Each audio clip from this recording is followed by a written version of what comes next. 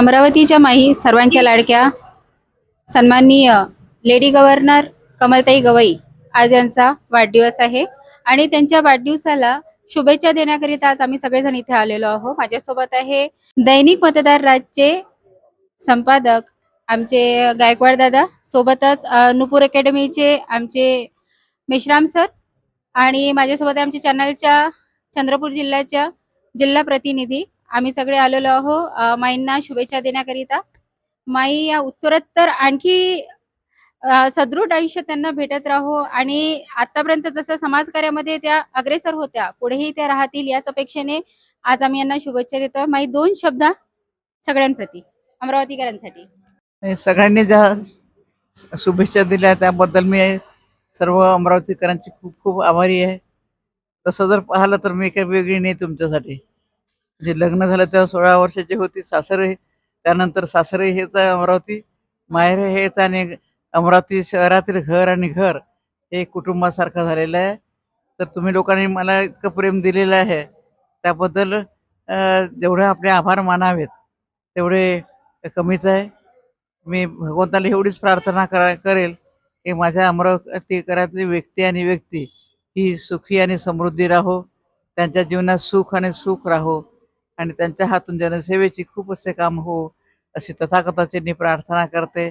आणि मी जे अभियान सुरू केलेलं आहे सध्या, वृक्ष लावा आणि वृक्ष जगवा, त्याचप्रमाणे मेडिटेशनचं, त्याच्यामध्ये आपण सक्रिय राहावं आणि त्याचा आनंद घ्यावा।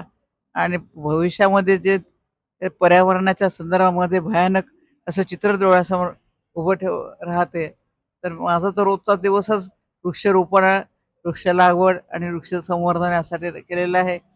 आपण हे पुढे येणार ते साधारण असं म्हणतात की 15 वर्षानंतर कोरोना परत येणार आहे।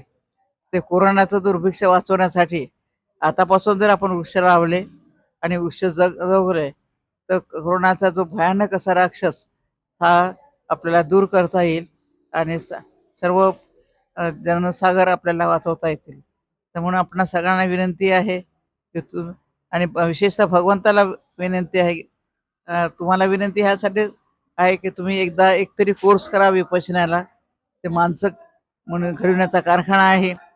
वृक्ष लागवडीमुळे आणि वृक्ष संवर्धनामुळे पर्यावरणाला आळा बसणार आहे। ह्या गोष्टी आपण कराव्या अशी विनंती करते आणि तुम्हा सर्व अमरावतीकरांना तथागत बुद्ध सुखी समृद्धी ठेवो असे तथागतांनी प्रार्थना करते, आपले आभार मानते।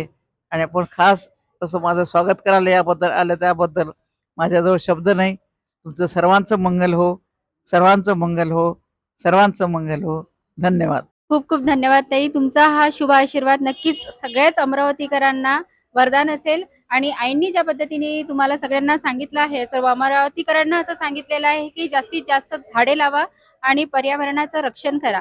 येत्या 15 वर्षात परत कोरोना येण्याची चान्सेस आहे हे त्यांनी भाकीत आताच ओळखलेलं आहे, तेव्हा आताच त्याच्या तयारीला लागा आणि कोरोनापासून होणाऱ्या दुष्परिणामांना आतापासूनच सगळेजण तयार व्हा।